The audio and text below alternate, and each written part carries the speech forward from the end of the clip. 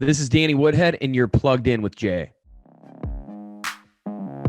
Yo, what's good? It's your homeboy T-Pain. Right now, at this very exact moment, you plugged in with Jay.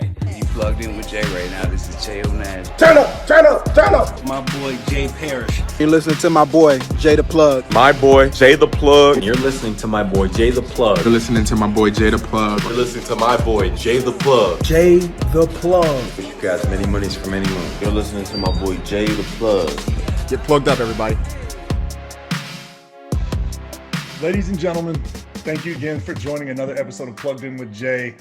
I am here with a pretty fantastic, awesome guy, great guest, Danny Woodhead. How are you doing, my man?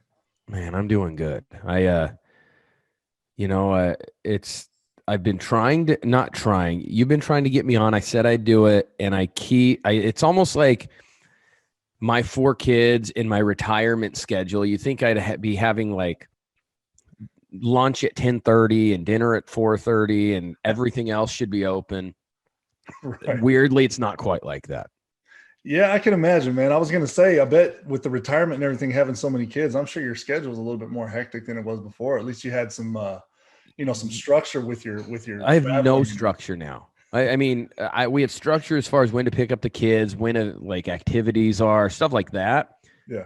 But then outside of that, it's a little mumble jumbled. I work out in the mornings. That's structured because I have to have something. Right. Other than that, it's hard for me to commit just because the last thing I want to do is say I can do it and then not be able to. I can't do that.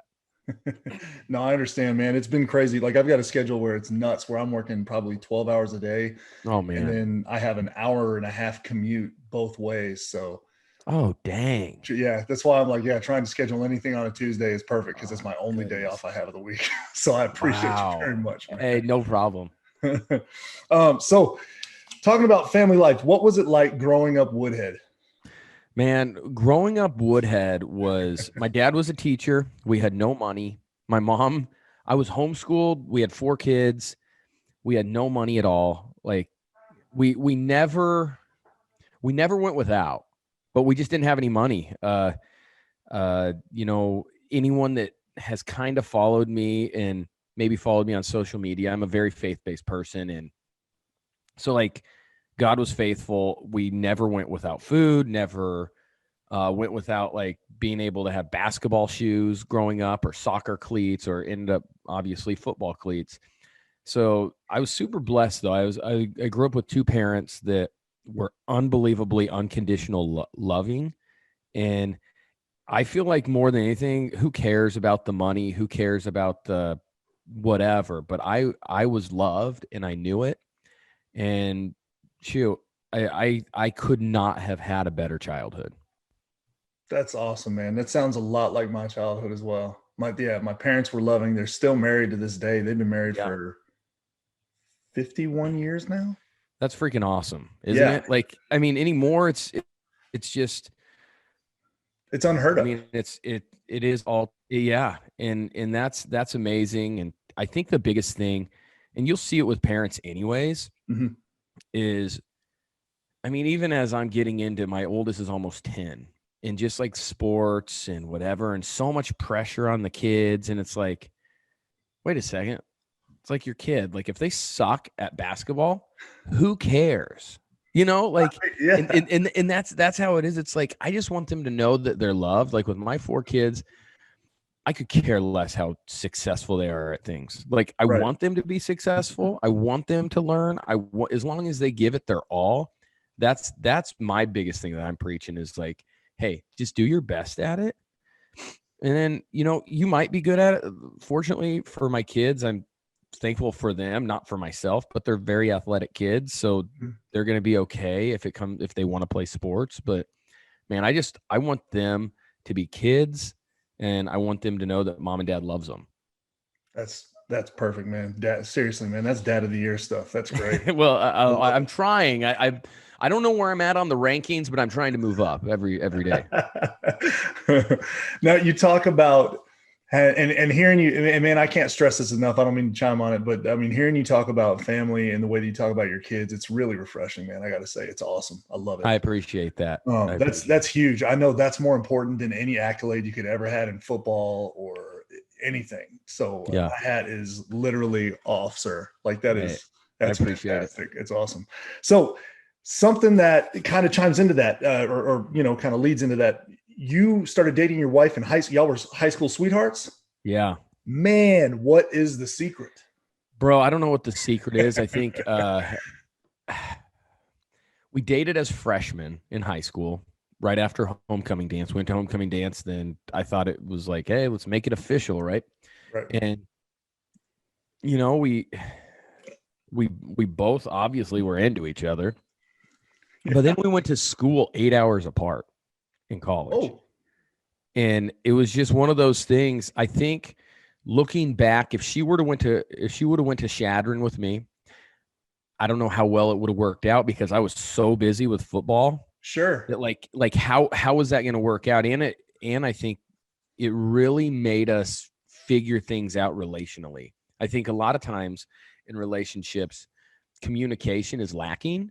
And it forced us to communicate, and it forced us to be real with each other and kind of let each other know what's going on with each other's day. Sure. Because even now, even when people are married, I think they have a tough time just talking. And because of those 4 years of college where we were apart, I think we had to learn. Otherwise, we're going to break up, right? Sure. So yeah. I think it was actually more valuable than the 4 years before in high school. Sure. Yeah, that makes sense. I mean, it also gave you enough time to, work on and concentrate on football and studying and stuff like that. It did, because regardless, I was going to be playing and I was going to be focusing on it. Mm-hmm. And if she was in the same town, she was probably going to be like, man, I'm forgotten. And it's like, you're not forgotten. It's just like, I have football, and it worked out perfect because she went to nursing school, so she was busy too. Sure. So just it worked out perfectly. Yeah, I was gonna say, yeah, that way, you don't have to worry about neglect or anything like that. She's so busy, you're so busy. If y'all were put in the same predicament, one or the other could end up having resentment because you're not around each other that much. Exactly. So I think perfect. In some ways it was a blessing that we went. Sucked that it was that far. Yeah. But if it could have been like 3-4 hours where you can just drive up and spend a day or two. Yeah. Great. Where we did that, but it was just like, it was a lot harder. Yeah. I can imagine. That's awesome, man. I mean, that's great the way that things work out like that, man. You say you're faith driven. I mean, it's, God definitely puts you guys in the predicament, in the position to make things work out. Obviously it's for the best. How long have y'all been married? We've been married. It'll be 13 years this year. It'll be 21 that we've been together. So it's crazy. When people, I don't know if they joke or say like that person, God made that person for me. Mm-hmm. I 1000% believe that. Like, she allows me to be me. I'm very driven. I love playing golf now that I'm retired, because I have that competition, like the competitive juices. Sure. So now I compete in things. And it's one of those things where it's kind of known, not every day, but about 4 times a week, like I'm going to be gone and I'm going to play golf. And it's something that has kind of been like medicine for me, being out of the NFL. So like, she understands. Now it doesn't mean I can just be an idiot about it, but but she understands how I tick. Sure. Yeah, man. That's excellent. That's awesome to hear. I love hearing, especially whenever, like, I know it's really tough for NFL players, NBA players, any pro athletes to have like a relationship that's so solid. It's great to hear, man. I love that. So whenever the draft was going on in 2008, you went undrafted. Yeah. It seems like more and more nowadays, like these undrafted guys are coming out and just blowing up. Like you had guys like, Philip Lindsay and Austin Eckler, somebody, a Charger. It's pretty incredible. What was your thought process during your draft? Like, were you sitting there waiting to be drafted? Did you figure, yeah, this is going to happen? Absolutely. I will be drafted eventually. I was kind of being realistic about it, because at the time there weren't a lot of small running backs. Sproulsy was kind of becoming Sproles. Right. But outside of that, there wasn't a lot going on with like smaller receiving back, scat back, whatever you want to call it. I mean, it's more of a change of pace. It's just a running back, and it just has different skill sets.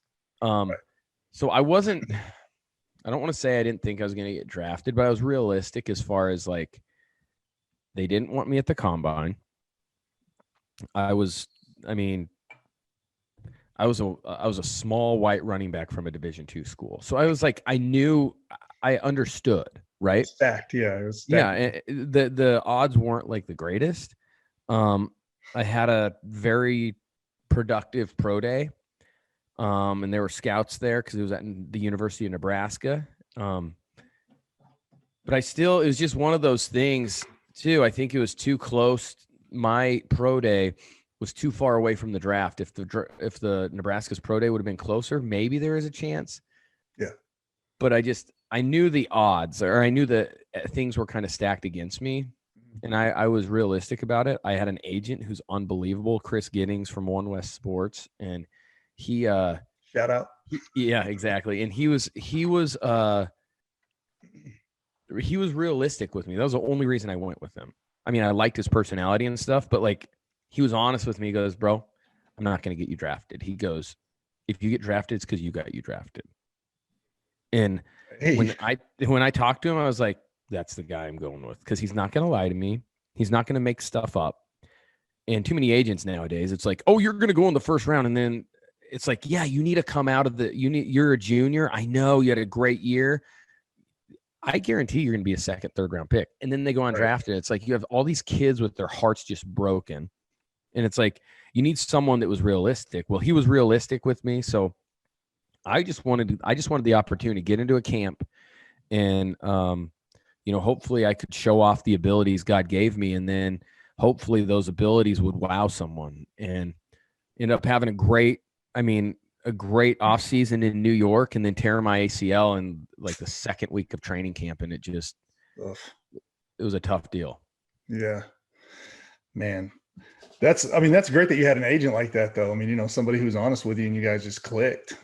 Yeah, I know, he's amazing, and he's still working. And it's funny, he actually ended up hiring a couple of other players that he's Zach Zinner and Jeremiah Searles, and they're buddies. They're both buddies of mine. So now they're kind of working with him. And they're the same. They're cut from the same cloth. You're just not going to lie. It's like, hey, you get what you see. We're not going to. The funny thing is, too, you have all these agents that are like, hey, I can promise you this, this, and this. And then after you get drafted, or when you're in the league, there's a bill that's coming. And it's like, right. That was all free. Oh, no. I mean, yeah, they're going to pay for your freaking workouts.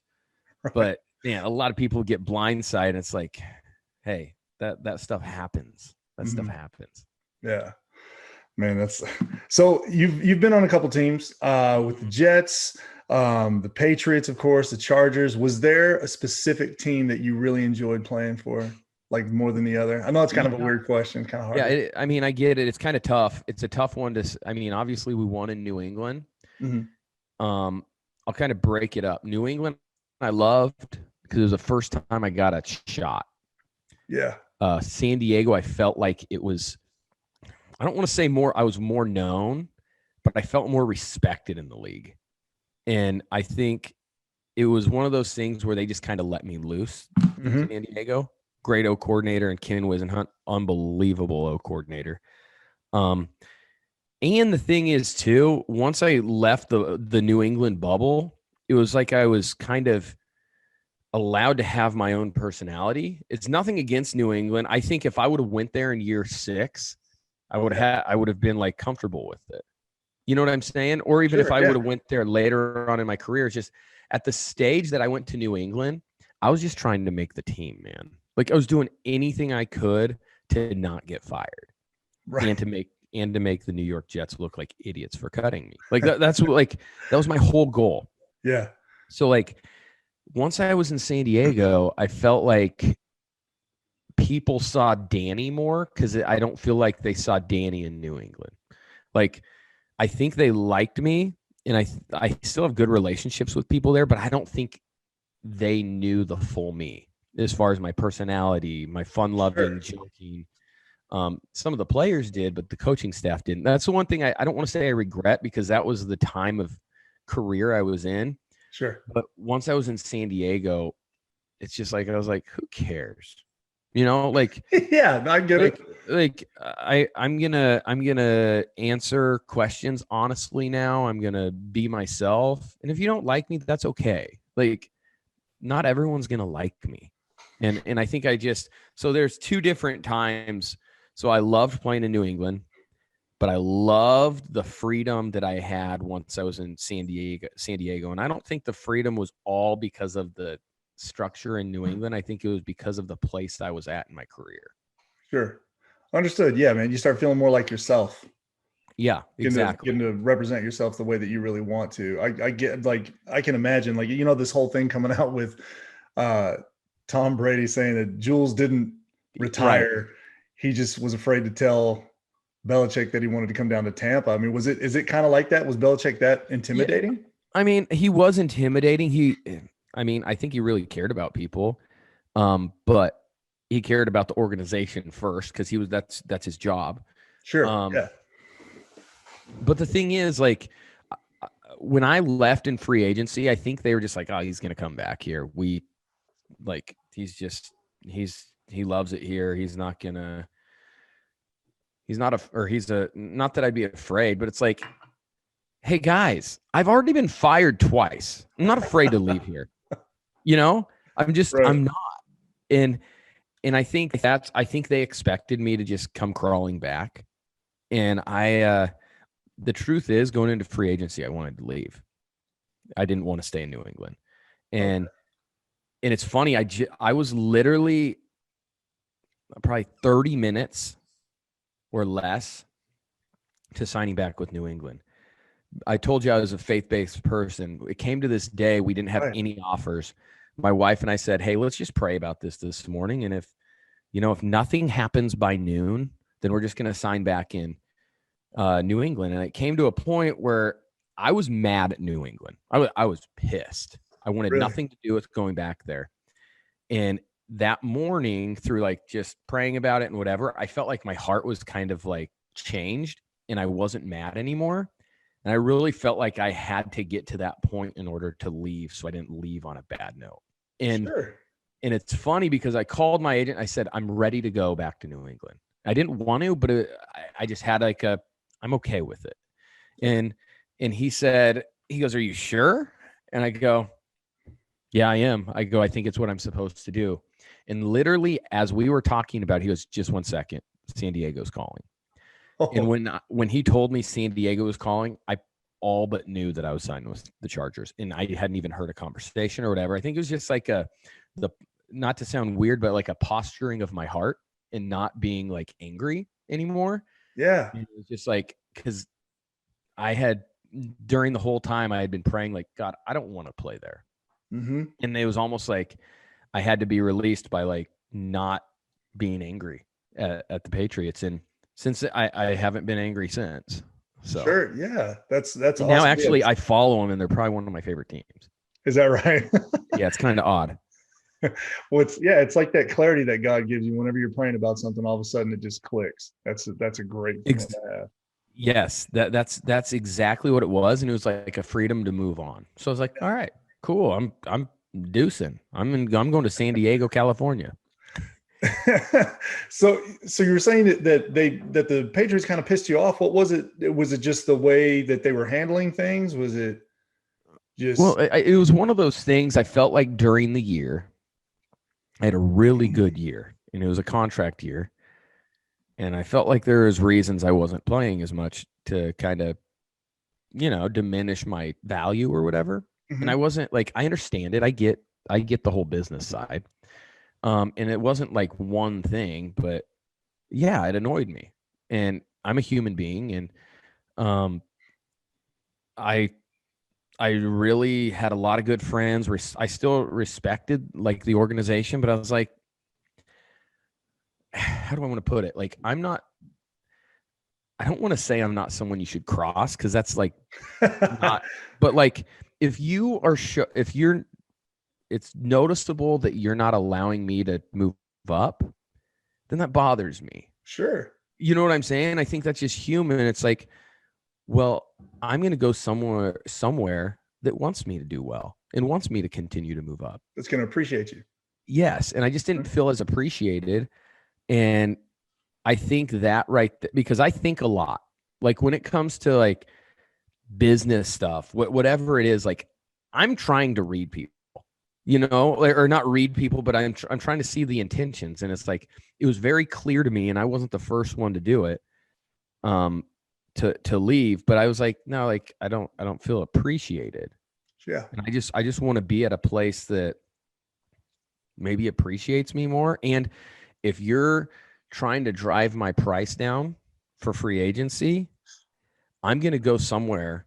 I'll play for the same exact amount somewhere else. I'm just not, it's off of principle more than anything. Exactly. And that's kind of where I'm at. I was like, if someone else offers me the same exact offer, I'm gone. Yeah, absolutely. That makes perfect sense. So, yeah. So that's why I don't want to say I was pissed, but I was definitely I was rubbed the wrong way. And I believed that my talents transferred anywhere. Right. Or translated anywhere, because the stigma in New England is, a lot of Patriots guys, they're just a plug and play. If they go somewhere else, they're not going to be very good. And it's like, I don't believe that bull crap. Yeah, maybe it's happened to some people, but like, I don't believe that. Yes. So I'm willing to do whatever. I've been fired already. So like, if I go somewhere and get fired again, I don't really care. I was looking for a job when I found this one. Thanks. Yeah, exactly. So, and fortunately, it was to a place that knew how to use me.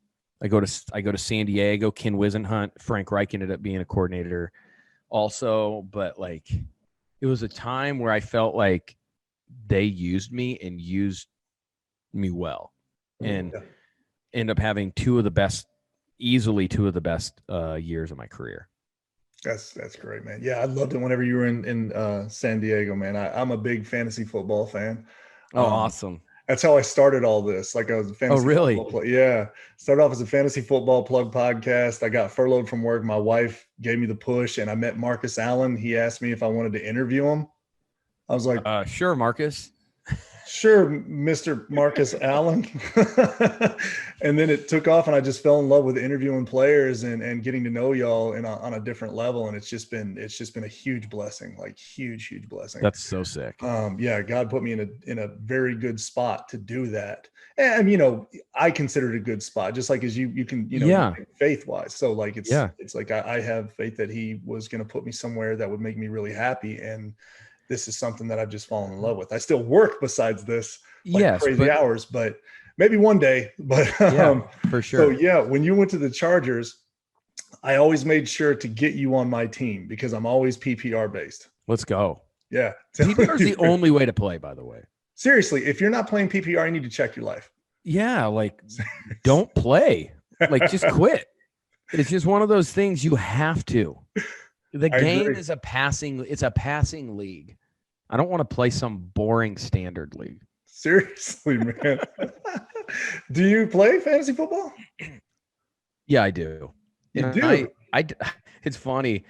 I'll go and I'll play people based off of now it's different. I go off of who's the D coordinator is. If there's a guy, if there's my number one receiver and they're playing and he's playing against New England, he's not going to get any catches. He's going to maybe get 3 catches, maybe. So like, it's funny because I go off of like a little bit more of a general manager mindset. I love it because of just I still have relationships with a lot of coaches in the league, and it's like, probably not going to have a lot of catches, or it's like certain offenses like Sirianni and Philly or Frank and Indy or wherever Wiz was. I know who they're going to go to. I know because of the offense and how it's set up. I know certain receivers that they're going to get catches. Yeah. So it's kind of funny when you look at it that way. Or it's like if you're playing Seattle or you're playing a Seattle type defense, wherever Quinn's at. So in Dallas, I'm probably going to play a running. If he can catch the ball, I'm going to play a running back or even like a tight end, because they sit back in their cover 3 and it's basically a bend, don't break. Like they're going to get the ball all game. Or like San Diego when Shane Steichen was there. Like, Eckler's getting the ball out of the backfield. Like he is. So like play him. Dude, this is so like I think of it like that. I love it, man. How many leagues are you in? So last year I was just in 2. Uh-huh. I get to the point though, like if it gets too many, like it's hard for me, because then I'm like, but do I want to cheer for him? Because actually he's playing me in the other league. And so like it's hard for me to do that. I love it. But I really enjoy it. It's a lot of fun. Okay. A lot of fun. Well, let me ask you a question. If the answer is no, I'll just edit this out. We started a thing called the Pace League. My friend Justin and I, he's got a question for you. He's a huge fan. It's a league for charity. Yeah. We've got guys like Darren Waller. T-Pain is in it, which he's ridiculous. Hey, by the way, Waller's the best. An unbelievable story. Oh my gosh. Incredible story. I was with him in Baltimore for a year. Unbelievable. I love it. That's right. Yeah, he's a great guy, man. He's come over for dinner. Like he's just, and I don't even look at him as a football player, except he's just an awesome dude. Huge, but yeah, but just a great person. And he's in the league. Like I said, T-Pain, who is just, he says he's going to go Mortal Kombat on everybody and just press buttons. So I'm like, I don't think you really understand what's happening. Right. Young Cash, Hugh Jackson, a number of people, and we're playing for charities. Everybody has a foundation. Cool. Mine's the Austin Eckler Foundation. Yep. Darren Waller's, of course, Darren Waller Foundation. Hugh Jackson, I didn't. Right. So on American Cancer Society, all those. And it's basically a celebrity-based league. Well, we've got a spot. Yeah. Want it. Yeah, let's do it. That'll be fun. Yeah, let's do it. Let's plan on it. Man. All right, then I'll let you know. I'll let you know here pretty soon where your draft spot is. Our draft is going to be late August. Okay. And yeah, man, that's great. Let's do it. I'm down. Welcome to the Pace League, my man. Hey, all thanks, right. bro. I'm excited. Let's go. So, that being said, who you drafting first? Who you going for first? It'll be, let's see, because we did the draft order and we did it for, seeing who's going to be coming in and who's going to be playing. So I'll figure out exactly where your draft spot is, but I'll see. I mean, obviously you got to have me personally, and it's not because of the position I played. Right. You got to have a back that they know is going to be number one. Like he's a clear-cut number one. He's not like, because in the league, you've seen it. There's 2-3 back systems. 100%. Like I'm not taking a New England running back first, or ever hardly, because you never know when they're going to get their reps. Like I never knew. Going into a week, I thought I wouldn't be playing, and next thing you know, I have 5 catches for 60 yards and a touchdown or 2. It's like I didn't think I was going to play that much that week. Right. So like, not them. It would have to be now. Obviously, not Le'Veon Bell, but like that type when he was in Pittsburgh. He's going to get catches. He's going to get 5 catches a game, and he's getting the rock at least 15 to 20 times on the ground. And when he's down he's in the red area, he's going to be on the field, because there's some like first, second down backs that won't be playing much in the red area unless it's like goal line, because there's red area backs. So like you have to, I'd probably go with like, obviously not because he's been hurt, but like the Saquon Barkley guys that can just kind of do anything. Right. Eckler's an unreal pick, by the way. I don't know how it's going to work though with the new offensive coordinator. Lombardi's great, but I don't know if he was with Shane Steichen or if he was with the Sirianni, the Frank Reichs of the world, or Wisenhunt, I'd take him yesterday, because he's going to score a ton of points. Yeah. Mm-hmm. You know what I'm saying? Yep. So like those are the type of guys I'd love. If he was in the same system, I'd take Keenan Allen yesterday. He's getting the ball. Oh man. Yeah. Herbert loves him, man. Herbert loves him some Keenan Allen. Like those are the type of guys I'm getting. I'm getting guys that have touches. I've taken quarterbacks too. It just kind of depends on because like think about it, like Lamar Jackson, what he does, or Kyler Murray, who in that offense, he's throwing it 1,000 times a game. Seriously. So yeah. I don't know. I'll have to. I mean, I will research. That's what's up. I love it. I love it, man. And I will research, and I'll research the new coaching staffs, because it's like, oh, who's the coordinator? I need another coordinator. Otherwise, it's like, why? Great pick. I really believe. I think Matt Stafford's going to be a fire pick. I agree. Bro, I nothing against Jared Goff, but Matt Stafford is way better. I agree. Very much so. I really do. And Cam Akers, because of Matt Stafford being there, is going to be a back who's going to be catching a lot of dingers. And he can catch the ball. I think he can. I think he can too. There's backs that I will veer away from because I'm like, their hands are terrible. I'm not like Derrick Henry is one guy where his hands aren't great that I'd take, because he's going to score touchdowns. Well, yeah. 370 plus touches in a game. I mean, it's a no-brainer. And the thing is, I just don't know about their offensive line this year, because their offensive line have been dogs. Yeah. So, I think of everything like that, because as a running back too, even guys that have been like unreal, you look and it's like, oh, they lost linemen. It's like, ooh. Or they go to a new team and you're like, but it has a trash O-line. O-lines make or break running backs. Yep. Like, and you look at Le'Veon Bell. I mean, did he sit out a year? Sure. But he went from Pittsburgh, where they just are mauling people, to the Jets, where, I mean, I don't know where you run, especially with his running style. So like, there's a lot of things that you just got to look at. Anywhere Adam Gase goes, I don't trust that would be a rough. Has all the skill in the world, but I won't touch him. Exactly. And you have to have, I don't think people always realize it. You have to have a savage tight end that's in a savage offense that throws to the tight end. Like me, I'm going to look at the Colts and the Eagles tight ends. Yeah. Because I know in those offenses I played in them, they throw the tight end all the time. Yeah. All the time. Or in a New England offense, they throw to the tight ends. Mm-hmm. And now they got your boy Hunter Henry. He's in New England. And then they got Jonnu Smith as well. I think he's trying to emulate a Gronk and Hernandez deal.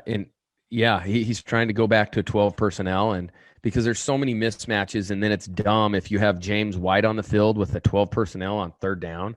Right. I don't know a lot about Jonnu, but he's obviously a good player, because I just didn't watch a ton of the Titans stuff. Right. But if you have that on third down, like, what personnel are you playing? If it's 3rd and 2, 3rd and 3, are you playing a substitute personnel, or are you playing base? Well, if you play base, you're dead, because Hunter Henry's going to beat anyone.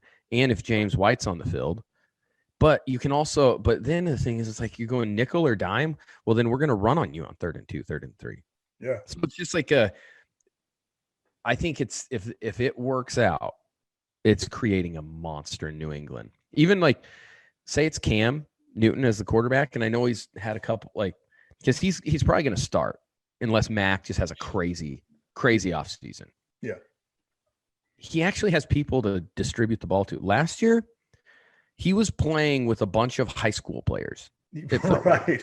Like, that's so, like, disrespectful. I don't mean it like that, but I'm just saying, like, in comparison, they weren't guys. They didn't have any guys. Right. They had James to go off. Yeah, they had nothing showing that they could do it. They had James White, and it's like, well, you can easily just chip a back or blitz over the back, and you can kind of eliminate a back. Like, the thing that was so key in my career is, obviously you need to have some good receivers, whatever, but like, having a great tight end is huge. Yeah. Because what we would do in San Diego, and even some in New England, it was like Gronk and I on the same side, or Gatesy and I on the same side. And then you have trips on the other side, and it's just like terrible, because you have to declare man or zone right away. You have to say, is it man? Is it zone? And then, so as us, if you're a good player, I'm not saying I'm a good player, I'm just saying, like, you look and you see, oh, there's zone or in this man. It's like, oh, if it's man, I got a linebacker on me. dust them. And if I don't have a linebacker and it's on Gatesy, he's going to kill him. And a safety still is a mismatch for Gates or myself, I felt like. So it's like, if you have someone like that, you can do good things. New England now has talent everywhere. Yeah. And think about this. They signed Matthew Judon, who's a savage on defense. They get Hightower back because they had people sitting out last year. I mean, they're loaded. Yeah. So it'll be they're going to be scary for sure. Man, this is awesome, man. I haven't really gone into depth like this with a actual like a player. Bro, so this is the one thing. Not a lot of people and not a lot of guys like to talk ball. Like they don't like to. I cut from probably a different mold than most running backs. My dad was a coach. One of my best friends was Phillip Rivers. I wanted to know everything because that's how I played, is because I got elevated I was on practice squad, got elevated as a receiver because I knew what to do at receiver too, like just knew the playbook. So I really enjoyed the intricacies because everyone has a lot of talent at the NFL. What separates is people that know stuff, unless you're just like a freak show. Like what separates is like if you know what to do, if you can recognize coverages, if you can recognize just man zone. You don't even need to recognize coverages. Sure. Or just like small things. Like me, I always out of shotgun, I always lined up in the same exact spot every single time. Even though a running back out of shotgun either straddles the outside leg of the tackle, that's a cheat alignment, or base, which is just over the tackle, or you go inside leg of the tackle. Well, I felt like that's stupid because then they're going to know on certain plays I'm going to cheat, certain plays I'm going to base, certain plays I'm closer to the quarterback. How about I just do cheat every single time? Because then they have no idea what's coming. Sure. So like the intricacies like that, like I don't care if I'm closer to the quarterback, I have a better relationship for a handoff. No, I'll get to that same relationship right after the snap. Sure, yeah. So it's like intricacies like that, or knowing where the blitz is coming from, where we should move the protection. Like I like to know that and that helped being with Phillip. So like, man, I love talking ball because I feel like there's a lot of coaches that don't even. Not that I'm a great coach. I'm not saying that. But I feel like sometimes it's like I was at a place, I'm not going to name the place, where I was like, yeah, so like, why don't we do this?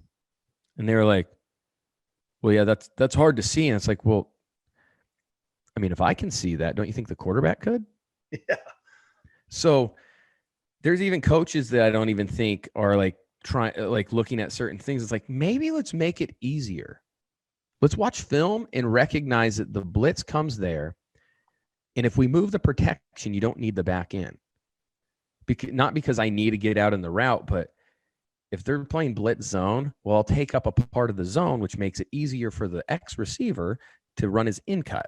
So like, there's just a lot of stuff like that I love to talk about. So that's just what you get with me. Have you ever thought about going into coaching? Never. I love coaching.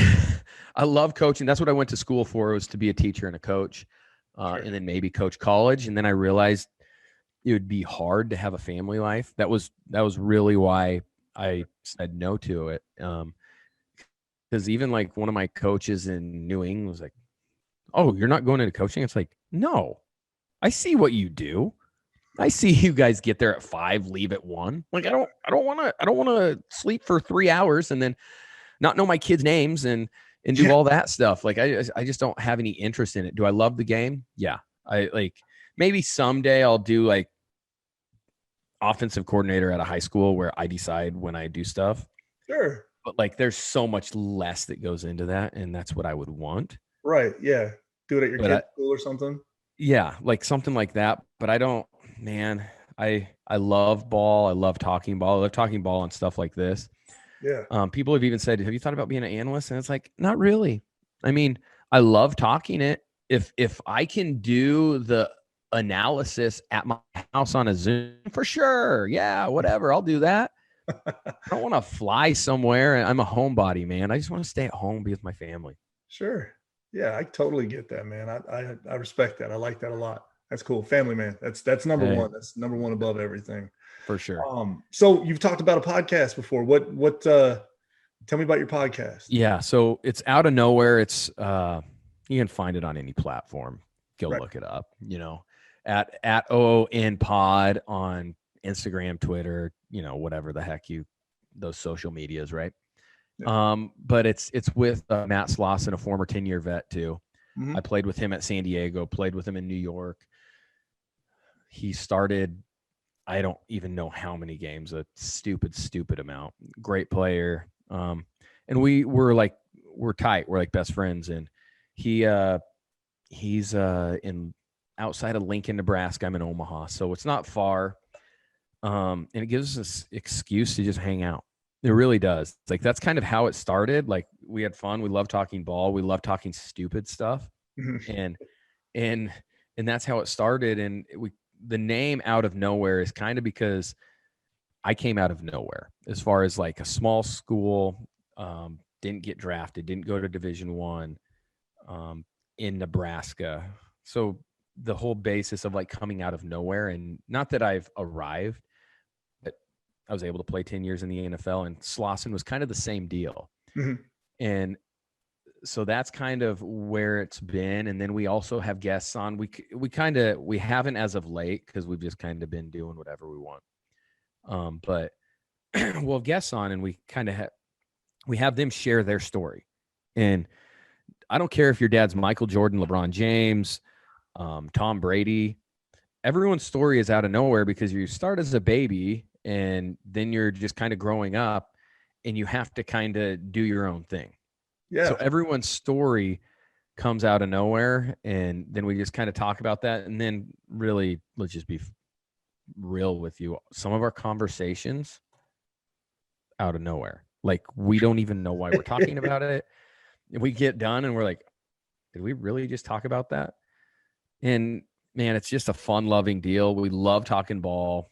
And then we love talking about whatever the heck's going on in our lives.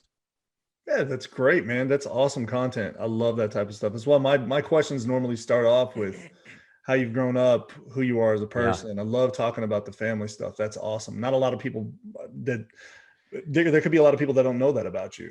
Well, because they don't share. Like, if you do a normal interview, if you go on a normal interview, that's not what they're going to talk about. Right. They're going to talk about your stats. They're going to talk about, and I will talk about stats, like if that's what they want to talk about, but like, that's not what I enjoy. Right. I enjoy talking about the relationships that I have in my life. Stems obviously from my family, but even like in the league, like I like talking about the relationships that I built. Mm-hmm. Because when it's all said and done, people always say this to me. They're, hey, do you play you have a ring? No. And they're like, oh, I'm so sorry. It's like, why are you sorry? Like, I don't care.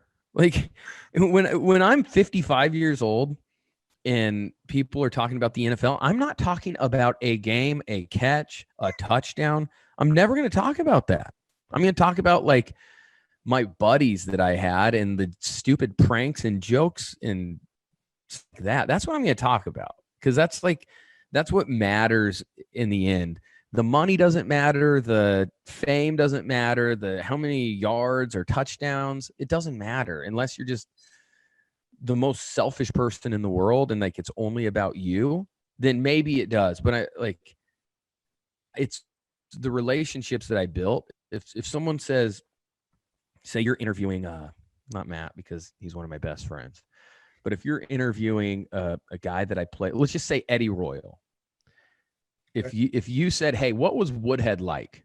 I hope he doesn't say anything about my football abilities. I mean, I hope that he thought I was a good player, but I hope he was like, Woodhead was a good dude. He was kind of funny. He was kind of ridiculous, but I really liked him. That's what I care about. I don't care about, man, I remember in Denver, he had this one catch on the 35-yard. No, that's stupid. No one's going to talk about that. Right. So hopefully the relationships I built and the trust that I have in those relationships, hopefully that's what would be talked about. That's what counts, man. It really does. I did an interview yesterday with Ruben Randall. It was one of those deals where it just kind of had to pop up and just do it right away. Yeah. And David Wilson. And when I talked to them about Eli Manning being a prankster, or what was it like, so that's what they talk about. They talked about how good a guy he was, how funny he was, how goofy he was, and that he would just try and prank everybody. And I love that, because that's him as a person, not a football player. And I understand that football, that was your livelihood and everything, but that's not you as a person. That's you as a skill set. That's you as an amazing athlete, but that's not who you are. And that's, what you just said is exactly what I try to bring to the show as much as I can, is by asking the right questions. Sure, we'll dabble in some football stuff, some fantasy football stuff. You have to, because fans want to hear that stuff too. And I still like talking about certain things. Yeah. But it's just like, that's like my life. That's not who I am. Right. And I hope it's never, hopefully anyone that's met me doesn't think that. Yeah. That's a testament to the way you were raised, man, and the person you are. Because I feel the same way. Not saying I'm anything incredible or whatever, but like my parents, like whenever they talk about Jay when I'm gone, the same as me, I want them to be like, man, that guy really, he was a good person. Yeah. That's what matters most, is if it's relationships and the life that you build with those relationships and you as a person. It has nothing to do with what you've done. Anytime anybody's on a deathbed, if they ask them a question, what do you wish for your life? They're like, I wish I'd had more time, more relationships. I wish I'd taken more time with my family. It has nothing to do with money, nothing to do with, accolades as far as, winning a Super Bowl ring or anything. That, just like what you were saying, is like, it would be in a box gathering dust. It's not like you wear it every day, a ring. Right. Bro, like I'm looking at some of the stuff, because I'm just downstairs in my bar area, and like I have some helmets up, but like it's not anything special. Like they're not even up. Like they're just like stashed somewhere. Sure. Like my kids kind of think it's cool, but it's kind of like, whatever, Dad. Like, yeah, you played in the NFL, move on. Right. Right. They care more about what you're doing. Like if you're going outside to play with them, throw the ball with them and stuff. Exactly. Yeah. They don't care if their dad played 10 years in the NFL. Not at all. Don't pass and went yard for it. Great. Good for you. Awesome. Yeah. Way to go, Dad. Can you color with me over here? Right. So you have 4 kids? 4 kids. Yeah. And your oldest is 10? Yeah. Well, almost 10. So they all have birthdays in like the next, end of summer. So it'll end up being 10-8-6-4. 10-8-6-4. Oh, wow. Yeah. We're like boom, boom, boom, boom, boom. No more. Right. Okay. You done? Done. Dunsies. I love it. So how are they doing? You're saying they're pretty athletic? Yeah, I mean they are. They have fun, but I have a lot of rules. Like as far as like sports and stuff. Like I'm their coaches. One time my daughter cried. I said, "This is not terrible," but I go, because I don't know if she was embarrassed or something. I go, "We will not cry for that." I go, "If you get hurt, fine." I go, "I don't care if you get the ball stolen. As long as you're trying your best, I don't care." Like, I'm not someone that like my dad didn't push me. Like if I wanted coaching, he'd coach me and he'd coach me hard, but it wasn't like he never said, "Hey buddy, let's go work on your jump shot." It was, "Dad, do you want to come play horse with me?" Or, "Dad, do you want to do this? Dad, do you want to do that? Like, let's have a free throw contest." And that's how I am as a dad. I don't want my kids to be burnout. I want them to be kids, and I want them to love sports. I don't want my kids to be like, in the Omaha area, I know a lot of kids kids get burnt out. And like, I'm going to have a strict rule on like what they play. Traveling, if they even travel, I'm going to be in control of that. Sure. I'm not letting, because there's so many other people that they want their kids to play 80 freaking games. Like that's not my kids. I want my kids to love the sport. Mm-hmm. I want them to have fun. And I'm just going to be honest. I'm not trying to get my kid a scholarship. They're going to get a scholarship if they're good enough. Sure. Like, and I think that's the thing. It's funny. You see all these parents spending so much money on this, that, and the other. And it's like, hey, in the last 10 years, You spent a scholarship hoping your kid's going to get a scholarship. Like, I don't need that. Like, I want my kids to be kids. I want them to go outside and play in the dirt. I want them to run around on the playground. If it comes to a time when they're in high school and they're really good and they get offered, awesome. But like, I'm not trying to build a professional athlete. I'm trying to let them be kids and realize that their life is not doesn't have to be about sports. Do they like sports? Yeah. But like, that's dad's drawn a hard line and saying you're gonna do sports, and guess what? You're gonna do multiple sports like by the time high school, or you're just gonna work when you're not playing. That was my dad's rule. He said, I don't care if you play sports. He goes, but you're gonna get a job if you're not doing anything. Yeah, you're gonna do something. Yeah, you can do something. And it's like you can find your extracurricular activities. It's working at McDonald's, or it's playing basketball, soccer, and football. Yep, that's exactly how I was raised. So that's kind of how I roll. I know some people are like, yeah, but you don't know. And they were saying when I was in high school, you don't know. You have to pick one sport and just play. It's like, oh really? Like I played football back, and I don't know because I actually played in college. And weirdly, I actually played professionally. So I don't think it matters about picking one sport. Right. And I played at the highest class in Nebraska. So I think we can figure something out. Yeah. Yeah, that's great, man. Let them figure it out too. Like that's how my dad was and my mom was. They were like, look, we want you to be happy with whatever you do. Exactly. But, yeah. I mean, yeah, it's great that you say that too, is letting these kids be kids.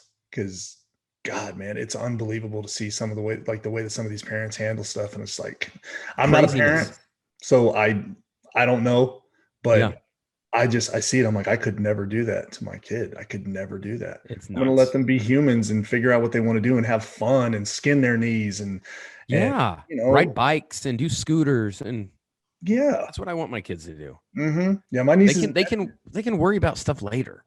Exactly. Be a kid. Yeah. Don't worry about don't turn it into a job. That killed me with basketball. Killed me.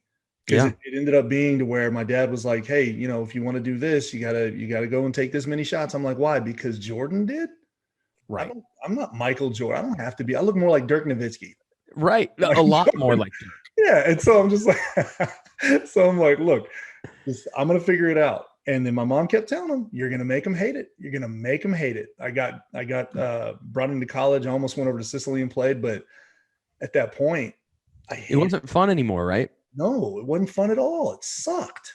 Bro, and that's what was awesome about playing multiple sports each year or each season. Like, I'd get done with football and basketball came up and I was juiced for basketball. Like, I didn't even need to take much time off because I was so excited for basketball. When basketball got over, I was so excited. We play soccer in the spring in Nebraska. I was excited. I was like, all right, something new, but I'm still competing. Yeah. So then I never got burned out of football at all. So that's great. Because it wasn't necessarily a job for you. And then it turned into a great career. For sure. You didn't hate it. I didn't at all. And I loved it. And hopefully by what my play showed, hopefully people saw enthusiasm and the love for the game, because I did. And I until I really feel like God took the love away for me, like I loved playing football. I still love the game. It's one of my favorite things in the world. But I just don't have the love to play it anymore. Yeah, I get that. Yeah, happened with me with basketball. Hated it. Yeah. Yeah, man, I'll be letting you go here in just a minute. I know you've got stuff to do. I know being a pops, you got stuff to do. I'm taking the two littles to dance. So dad's going to be a dance dad today. I love it. I love it. Ballet? Yeah, for sure. Yep, ballet. That's fantastic, man. I love it. So my cohort with the Pace League that you'll be joining here soon, which very excited to have you. I let him know and he's like, are you serious? He wanted to know, being as you were undrafted, do you have a favorite undrafted player from this class?